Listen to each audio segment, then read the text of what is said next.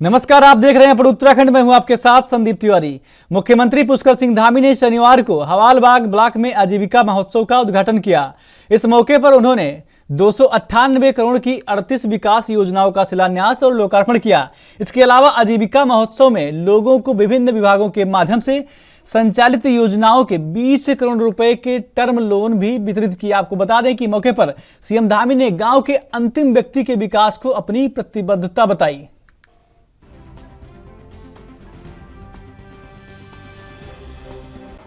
जब भी मैं सांस्कृतिक नगरी अल्मोड़ा में आता हूं तो पुरानी यादों में खो जाता हूं। सहसा मुझे वो अपने उस समय का कालखंड जब युवा मोर्चा के नाते युवा राजनीति में सक्रियता से जब हम लोग इधर से उधर दौड़ते थे, तो इस जिले में जब भी मैं आया हूं उन दिनों के प्रवास के दिन अक्सर यहां पर आने पर वह सभी याद आ जाते हैं। मेरा मानना है कि उत्तराखंड की सांस्कृतिक विशिष्टता को भली भांति समझना हो, अगर कोई बात समझनी हो कि यहाँ की सांस्कृतिक धरोहर क्या है, कहाँ से शुरू होती है, जैसा अभी अजय टमटा जी बता रहे थे, तो उनको अल्मोड़ा में कुछ समय बिताना चाहिए।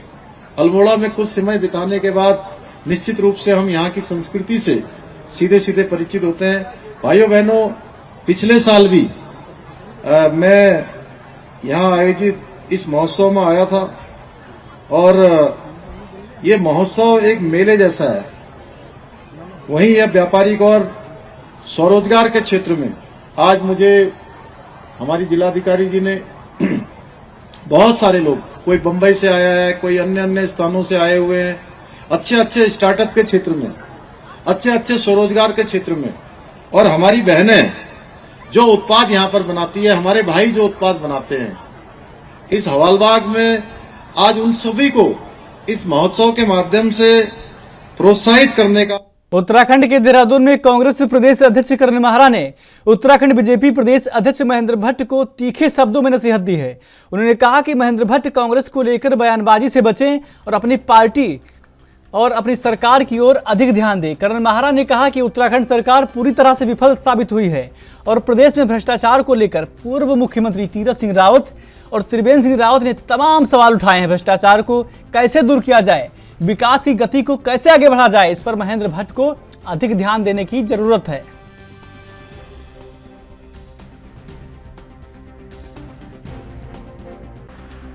बीजेपी को आजकल कांग्रेस की बहुत ज्यादा चिंता है, ऐसा लगता है। बार बार उनके अध्यक्ष जी के बयान आते हैं, पर मैं उनसे 2-3 सवाल करना चाहता हूं। त्रिवेंद्र रावत पूर्व मुख्यमंत्री के द्वारा सुप्रीम कोर्ट में एक एसएलपी दाखिल की गई थी और नई सरकार उसको वापस लेने की तैयारी कर रही है, जिस पर बड़ा विवाद गहराया हुआ है। वहीं तीरथ रावत जी पूर्व मुख्यमंत्री प्रदेश में भ्रष्टाचार की ओर को लगातार इशारा कर रहे हैं। वो कहते हैं कि घूसखोरी और कमीशन खोरी इस प्रदेश में बढ़ गई है, ये चिंता का विषय है। वहीं भारतीय जनता पार्टी के कई लोग मेरे संपर्क में हैं जो ये कहते हैं कि हम हिल गए हैं। जिस तरीके से SSSC भर्ती घोटाला हुआ है, पुलिस भर्ती घोटाला हुआ है, विधानसभा में ताक पर रख के हमारे बड़े नेताओं ने अपने परिजनों की नौकरियां लगाई हैं और योग्य लोग बाहर हैं, जिस तरीके से अंकिता भंडारी केस के वीआईपी को बचाने के लिए सारे सबूत मिटाए गए, पुलिस ने अभी तक अपनी ओर से जो तथ्य जुटाने चाहिए थे वो भी फॉरेंसिक वो भी नहीं अभी तक जुटाए हैं। इससे बीजेपी का कार्यकर्ता टूटा हुआ है और मैं कहना चाहता हूं कि जो पूर्व मुख्यमंत्री और मुख्यमंत्री का झगड़े हैं, इससे प्रदेश का नुकसान हो रहा है। प्रदेश के विकास की ओर को ध्यान दीजिए, लोगों के रोजगार के लिए ध्यान दीजिए और अंकिता बहन जैसे लोगों को किस तरीके से न्याय मिलेगा इस ओर को ध्यान दीजिए। पुलिस व्यवस्था बुरी तरह से चरमराई हुई है। आतंकवादी को यूपी की पुलिस पकड़ती है, यूपी की पुलिस आके इंटरफीन करती है और जाके उसकी गोलीबारी में एक जिस प्रमुख की पत्नी मरती है। यह हमारे लिए चिंता का विषय है। कृपया करके अपनी पार्टी पर ध्यान दीजिए ताकि प्रदेश का भला हो सके। लोगों ने आपको सरकार बना के दी है, आपका काम विकास करना है, लोगों को रोजगार देना है, लोगों की तकलीफों को दूर करना है, उस ओर को ध्यान दीजिए। और इस बात का उत्तर दीजिए कि जो SLP दाखिल की गई थी मुख्यमंत्री के द्वारा पूर्व, उसको क्यों वापस लेने का निर्णय नई सरकार ने लिया। महिला सशक्तिकरण एवं बाल विकास मंत्री रेखा आर्य सोमेश्वर विधानसभा के बसोली पहुंची, जहां बीजेपी कार्यकर्ताओं ने उनका जोरदार स्वागत किया। इस दौरान रेखा आर्य ने जन समस्याएं सुनी और संबंधित अधिकारियों को उनके त्वरित निस्तारण के निर्देश दिए। साथ ही ग्रामीणों को क्षेत्रीय विकास कार्यों की जानकारी दी। दरअसल कैबिनेट मंत्री रेखा आर्य ताकुला मंडल के बसौली गांव पहुंची थी। मंत्री रेखा आर्य ने कहा कि स्थानीय जनप्रतिनिधियों ने उन्हें क्षेत्र की विभिन्न समस्याओं से अवगत कराया है, जिनमें सड़क, स्वास्थ्य, रोजगार, शिक्षा को लेकर कई प्रस्ताव शासन को भेजे जा चुके हैं। उन्होंने कहा कि प्रधानमंत्री मोदी और मुख्यमंत्री पुष्कर सिंह धामी के नेतृत्व में प्रदेश विकास के नए आयाम स्थापित कर रहा है।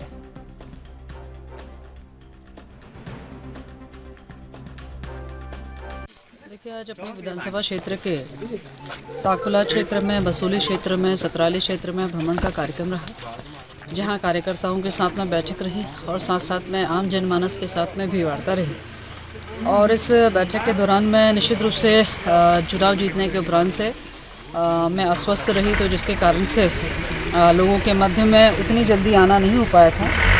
लेकिन स्वस्थ होने के उपरांत में उनके मध्य पहुंचते हुए सर्वप्रथम उनको धन्यवाद ज्ञापित करते हुए और उनकी आने वाले समय के हिसाब से वो अपने इस ताकुला क्षेत्र में क्या विकास कार्य चाहते हैं, उन सबको जानने का अवसर मिला। कई जगह पर अभी लिंक मोटरमार्ग की अपेक्षा है, कई जगह पर सड़क को सुदृढ़ीकरण और डामरीकरण की आवश्यकता है और कई लोगों की भावना यह भी है कि अपना यह ताकुला क्षेत्र जो है इसका सामुदायिक स्वास्थ्य केंद्र के रूप में इसका स्वास्थ्य केंद्र परिवर्तित हो। यहाँ पर कृषि से संबंधित कार्य बहुत अच्छे होते हैं, तो उसमें तारबाड़ जो कि मुख्यमंत्री घोषणा में है वह भी पूर्ण की जाए।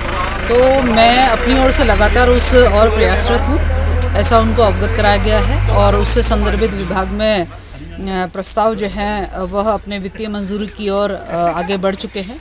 बहुत जल्द जो है ताकुला की जो समस्याएं हैं जो बहुत हद तक अच्छी समाधानित की जा चुकी हैं और जो अब आगे उनका समाधान होना है तो वह प्रोसेस में लगे हुए हैं और निश्चित रूप से ताकुला के लोगों की समस्याओं की समाधान निश्चित रूप से होगा। इस प्रकार की जो है लोगों के मध्य वार्ता करते हुए उनका आयरन लेडी इंदिरा गांधी की जयंती पर हल्द्वानी की स्वराज आश्रम में कांग्रेस ने गोष्ठी आयोजित की। गोष्ठी में हल्द्वानी के विधायक सुमित हृदय समेत तमाम कांग्रेस कार्यकर्ता मौजूद रहे।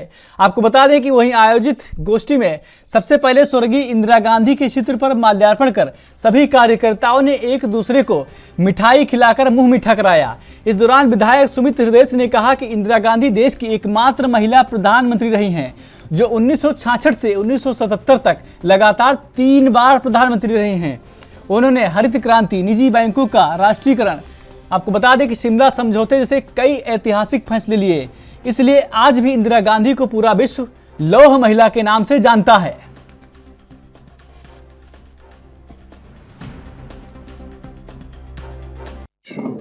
जिन्होंने एक बहुत बड़ी एक विख्याति प्राप्त करी, ऐसी हमारी आयरन लेडी स्वर्गवासी इंदिरा गांधी जी, जो भारत की तीसरी प्रधानमंत्री रहीं और जिनके राज में सामाजिक सरोकार से लेकर सशक्त भारत, मजबूत भारत, जो हमारी सैन्य परंपराओं को आगे बढ़ाने का और सेना को मजबूत करने का उन्होंने कार्य करा, अवश्य ये अविस्मरणीय है। उनका जो योगदान इस देश के लिए अद्वितीय है।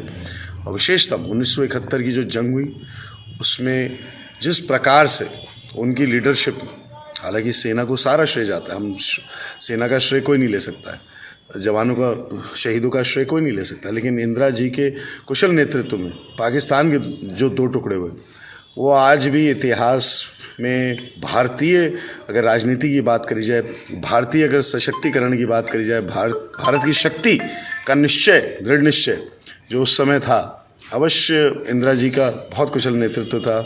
और आज ऐसी हम लौह महिला को, ऐसी हमारे लेडी को। उत्तराखंड के गदरपुर में नेशनल हाईवे 74 मसीद गांव के पास जिलाधिकारी के आदेश के बाद एक विशेष अभियान चलाया गया। इसमें अस्थायी चौकी बनाकर राजस्व, आरटीओ, वन विभाग, खनिज विभाग के सहयोग से अवैध खनन में लिप्त वाहनों पर बड़ी कार्रवाई की गई, जिसमें 4 वाहनों को सीज किया गया और कार्रवाई लगातार जारी है। इस मौके पर आरटीओ AK झा ने बताया कि जिलाधिकारी के निर्देश के बाद वाहनों की चेकिंग की जा रही है। जो वाहन अवैध खनन में लिप्त हैं उन पर कड़ी कार्रवाई की जा रही है।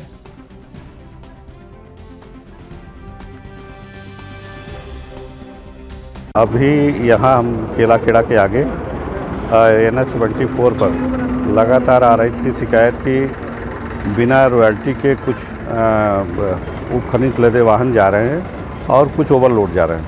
तो इस संबंध में बार बार शिकायतों को देखते हुए जिलाधिकारी महोदय द्वारा निर्देशित किया गया था कि एक चेक पोस्ट बनाया जाए और उसी के परिप्रेक्ष्य में खनिज विभाग और राजस्व विभाग का संयुक्त रूप से यहाँ एक चेक पोस्ट बनाया गया है और उसमें PRD जवानों, पटवारियों की और हमारे कानून को सबकी तैनाती की गई है और हम लोग भी हैं यहाँ, कानून तहसीलदार साहब हैं हम लोग।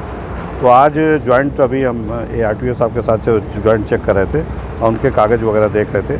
3-4 गाड़ियाँ जो ओवरलोड पाई गई थी तो उनका चालान किया गया है और ये कार्रवाई ये SDM साहब और परिवहन विभाग के द्वारा जो है ज्वाइंट चेकिंग अभियान चलाया गया है। इसमें जो है मोटर वाहन की चेकिंग की जा रही है और जो भी नियमों के विरुद्ध चलते हुए पाए जा रहे हैं उनका नियमानुसार चालान किया जा रहा है। कितने वाहनों का चालान किया गया, कितना जुर्माना लगा? अभी तक जो है 4 वाहनों का यहाँ पर चालान किया गया है जिनमें नियमानुसार जो है चालान किया गया है और उसमें 3 वाहन का ओवरलोड में चालान किया गया है जिसमें क्रमशः 40,000, 57,500 और 16,000 रुपये जुर्माना लगाया गया। कार्रवाई कब तक चलेगी? चौकी परमानेंट रहेगी या अस्थायी है? इसके बारे में जैसा कि संज्ञान में आया है कि अग्रिम आदेशों तक है ये चौकी, जब तक कार्रवाई पूर्ण नहीं होगी। कौन से विभाग शामिल है? इसमें राजस्व विभाग के द्वारा जो है ये चेक पोस्ट की स्थापना की गई है और साथ में समय समय पर जो है परिवहन विभाग के द्वारा इसमें अभियान में जो है प्रतिभाग। उत्तराखंड के खास बुलेटिन में मेरे साथ इतना ही। बाकी देश प्रदेश की तमाम खबरों के लिए देखते रहिए ANB न्यूज़। नमस्कार।